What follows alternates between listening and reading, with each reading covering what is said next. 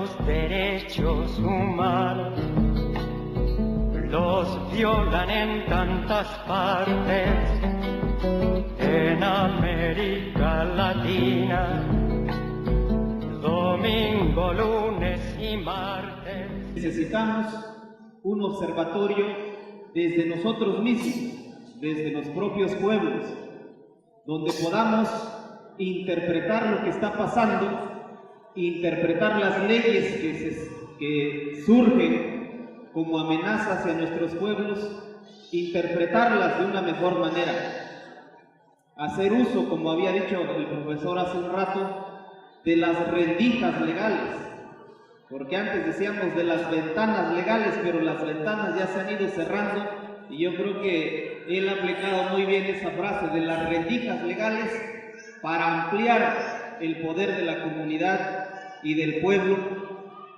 pues frente a un proyecto de vida, un proyecto de nación, un proyecto de sociedad, que lo que quiere es acabar con nosotros como pueblo, que lo que quiere es que nada más existamos como individuos que puedan consumir en el mercado, de tal manera que si no traemos dinero en la bolsa y si no compramos o no vendemos, pues entonces no tenemos valor, no tenemos significado.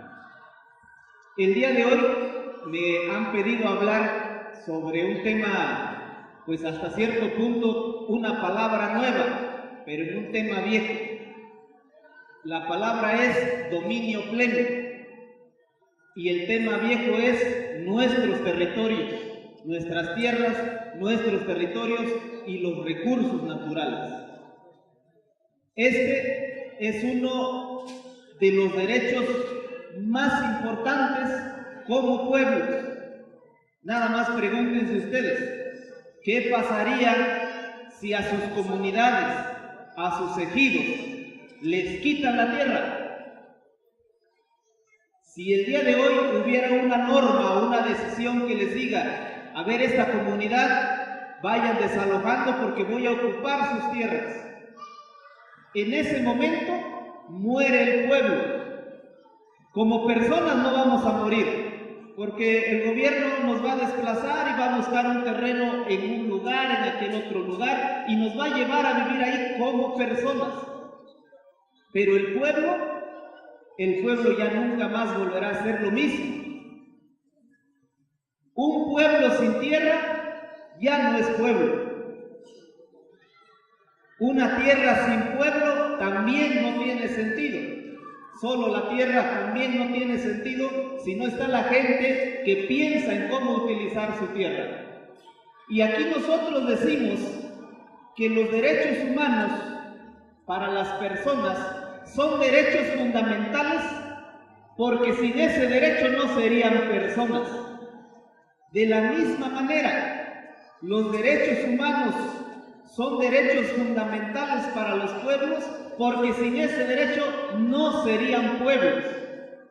Y aquí le podemos poner el apellido que sea: pueblos indígenas, pueblos comunales, pueblos afromexicanos, pueblos zapotecos, guavos, el pueblo que sea. Podemos ponerle el apellido que sea, pero nuestra idea, nuestra perspectiva es seguir viviendo como pueblos. Y para poder seguir viviendo como pueblos, requerimos territorio, el espacio físico en donde están asentados nuestros pueblos. Si nos quitan el espacio físico, nos pueden dar mucho dinero, nos pueden dar muchos derechos, nos pueden dar muchas promesas, pero sin territorio ya no habrá pueblo.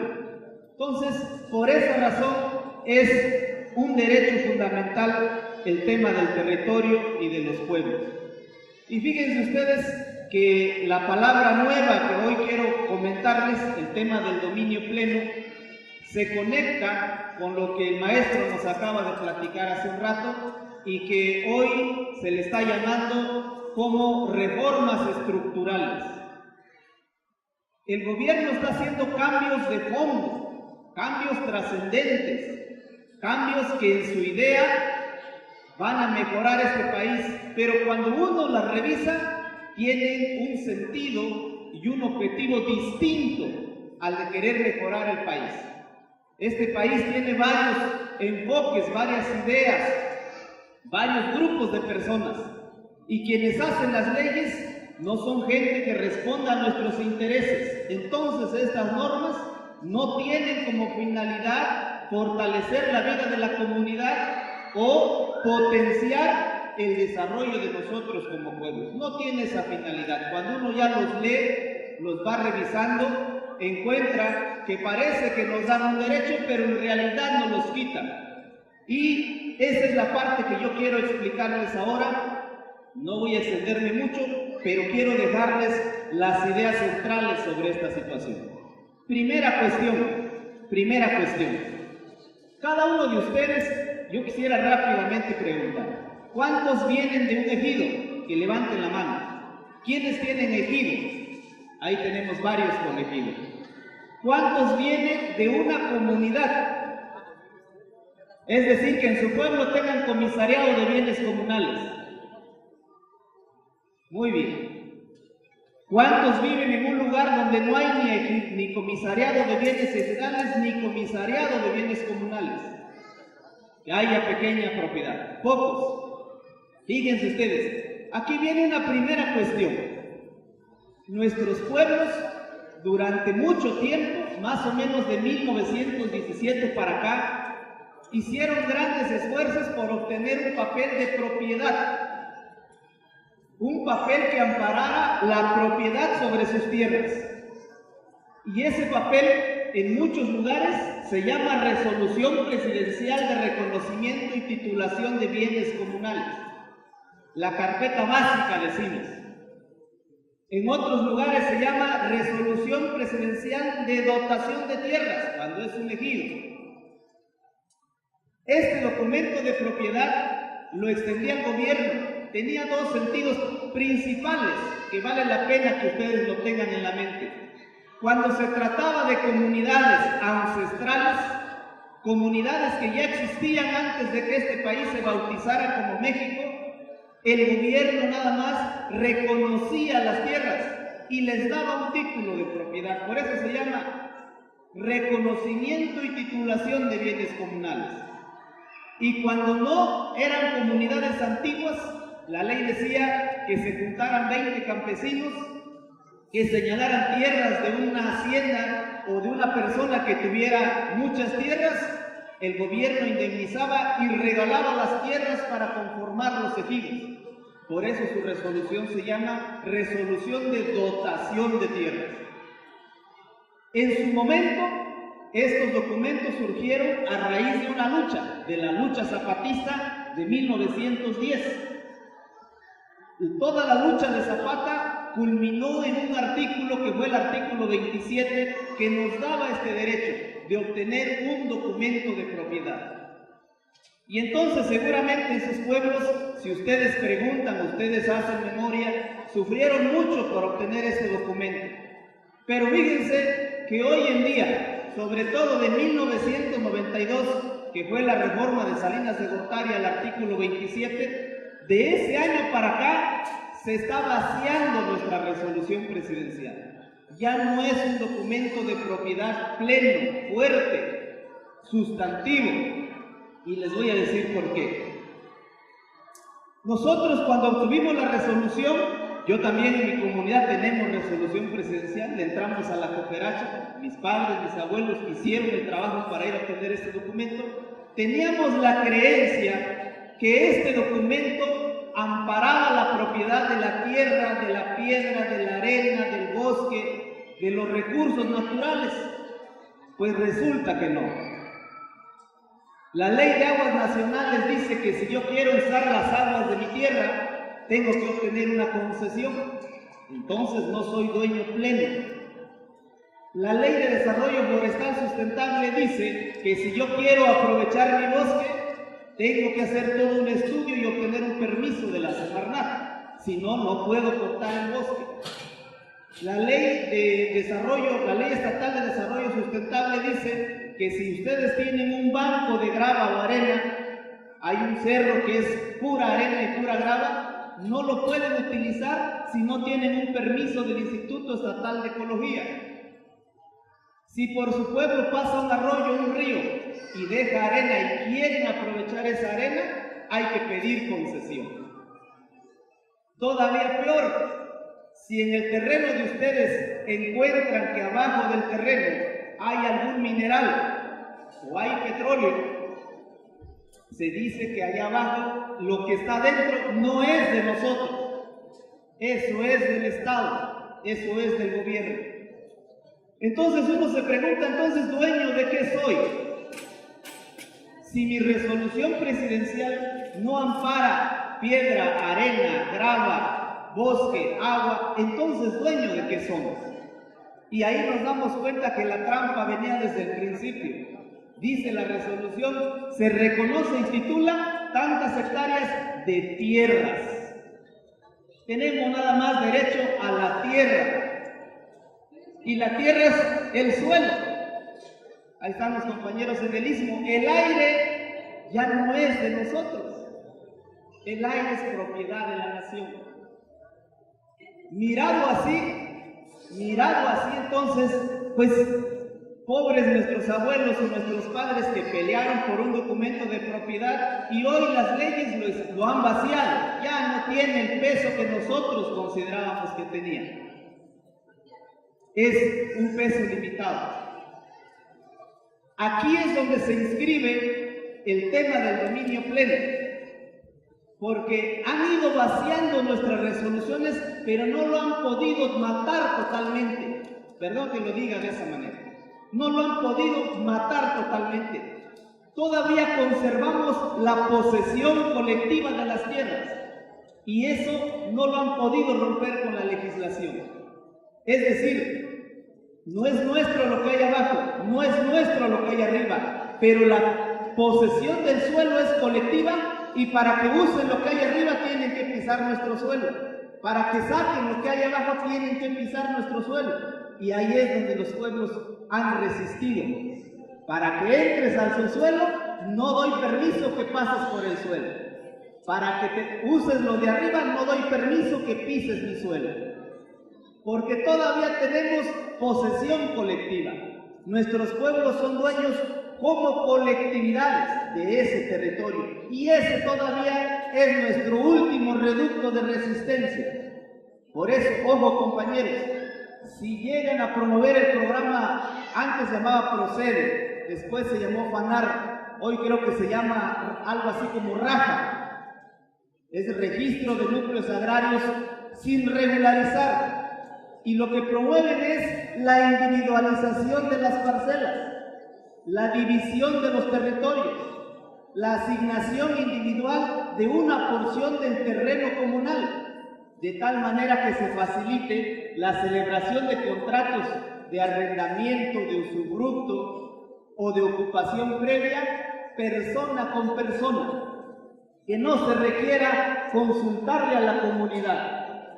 Entonces, fíjense, el dominio pleno y otras figuras que vienen en la ley, en la reforma energética, lo que busca es que en los pueblos cada persona tenga el dominio pleno del pedacito del terreno comunal.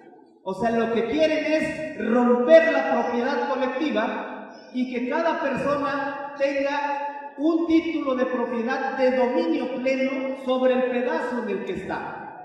De tal manera que cualquier empresa, cualquier instancia que quiera invertir dentro de la comunidad no va a requerir de preguntarle a todo el pueblo, no va a requerir de hacer una asamblea, sino que basta con que suscriba un convenio entre la empresa y el particular.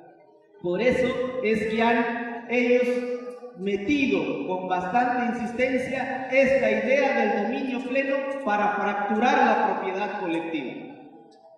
Junto con esta idea del dominio pleno vienen una serie de mecanismos que nos dan claramente la idea hacia dónde van. Dice la ley que si hay una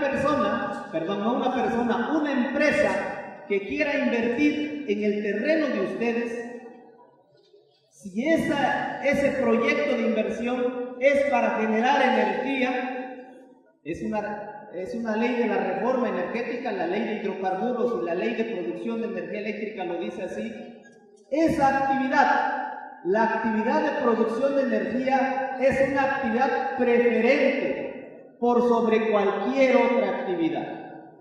Así lo dice la ley. La ley, todas las de la reforma son alrededor de 10 leyes que están involucrados en la ley energética. Está la ley de producción de energía eléctrica, la ley de hidrocarburos, la ley minera.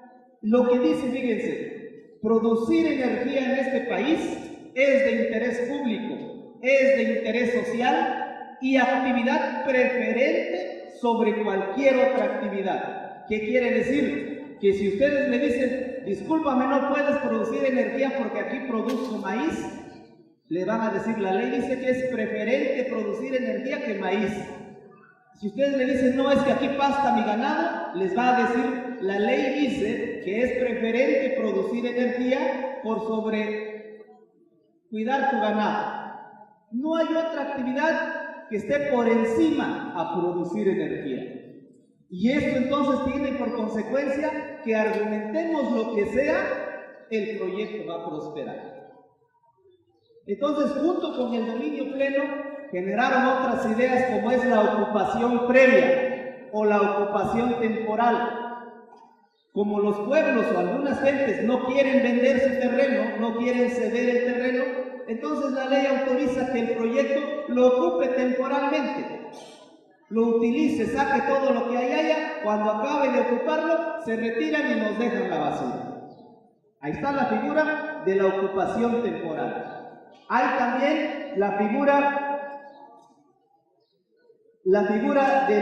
del contrato de uso, que tiene la misma perspectiva. Yo y tú vamos a celebrar un contrato y solo lo voy a usar. No quiero tu tierra, quiero los recursos. Cuando yo saque todos los recursos, te regreso la tierra. Ese es el sentido. Fíjense, junto con estas dos ideas, dominio pleno, una serie de contratos que no implican adquirir totalmente la propiedad, viene el tipo de negociación o el costo por arrendamiento. La ley establece un plazo más o menos de 6 meses para que la empresa y el propietario de la tierra hagan negociaciones y acuerden el costo de su tierra. Pero si el propietario de plano se niega, la ley autoriza a que se fije desde el gobierno, desde algunas instancias del gobierno, como es el INDAVI, el costo del terreno. Y si no lo quiere recibir, lo va a depositar en un lugar, pero de que se hace el proyecto, se hace. Bueno, voy a ir cerrando porque creo que tenemos ya el tiempo muy limitado. Bueno, lo que yo quisiera dejar sobre la mesa es que la reforma estructural en materia energética no es una reforma en materia agraria, pero tiene impactos trascendentes en nuestro territorio. Esa es una cosa que lo deben de tener muy en cuenta. Quizás para los hermanos de CODEP esto ya es un poco repetitivo porque hemos tenido la oportunidad de acompañarles en toda una jornada de capacitación que ellos hicieron en torno a este tema. Creo que es de mucha utilidad. Una última cuestión que quisiera decir, porque pareciera que con lo que acabo de comentar, pues ya el panorama es catastrófico y que ya no tenemos para dónde hacer. Creo yo que no es del todo de esa naturaleza. Hay 2 puntos en donde podemos nosotros hacer la resistencia. Uno, desde la perspectiva de las comunidades y pueblos indígenas. Todos ustedes que vivan en una comunidad agraria, en un ejido, y que hablen una lengua, tengan una historia en un pasado de gente que vivió antes del establecimiento de las actuales fronteras, es decir, que se autoadscriban como indígenas, o aquellos otros que no siendo indígenas tienen una forma de organización parecida a los indígenas, que la Constitución le llama equiparables a pueblos indígenas, podemos invocar un conjunto de leyes, un conjunto de tratados internacionales que dan un perfil distinto al que yo les acabo de plantear. De manera especial, revisen ustedes los artículos 13, 14 y 15 del Convenio 169 de la Organización Internacional del Trabajo. Estos artículos, contrario a lo que yo les acabo de decir, estos artículos establecen que los pueblos y comunidades indígenas son propietarios no de la tierra, no del suelo, como les decía yo hace un rato, que dice nuestra ley mexicana, sino son propietarios del territorio. Entendido, dice el convenio, entendido territorio como la totalidad del hábitat. Y ahí incluimos suelo, subsuelo y cielo también. Aire. Esta disposición comienza a tener algo de aplicabilidad en México. Hemos logrado ya algunas resoluciones en donde los tribunales están aplicando este artículo 13 del convenio para decir, a ver, toda la legislación nacional que despoja y que le dice a los pueblos que solamente tienen derecho sobre tierras, tienen que ser reinterpretados a la luz de este artículo 13 del convenio 169. Este es un ángulo importante que tenemos que tomar en cuenta. Ahora, para aquellos lugares en donde no hay posibilidad de que se autoadscriban como comunidades indígenas, el tema de los estatutos comunales, la organización interna y el fortalecimiento de la propiedad colectiva nos ofrece un ángulo importante de resistencia. Tengan en cuenta que el dominio pleno lo que busca es individualizar la tierra, romper la propiedad colectiva. Todo lo que hagamos en sentido contrario es construir poder popular. Todo lo que hagamos en sentido contrario es fortalecer la capacidad de los pueblos frente a normas que quieren aniquilarlos. Una perspectiva que no debemos perder de vista, ahí sí, seamos indígenas o no, es la propiedad colectiva de la tierra. Es una conquista lograda por Zapata. Nosotros no podemos perder esta perspectiva, porque si lo hacemos, en esa medida estaremos sucumbiendo a las reformas, estas llamadas reformas estructurales. Una disculpa por extenderme, se me ha agotado el tiempo, yo quiero agradecerles la atención. Nos importa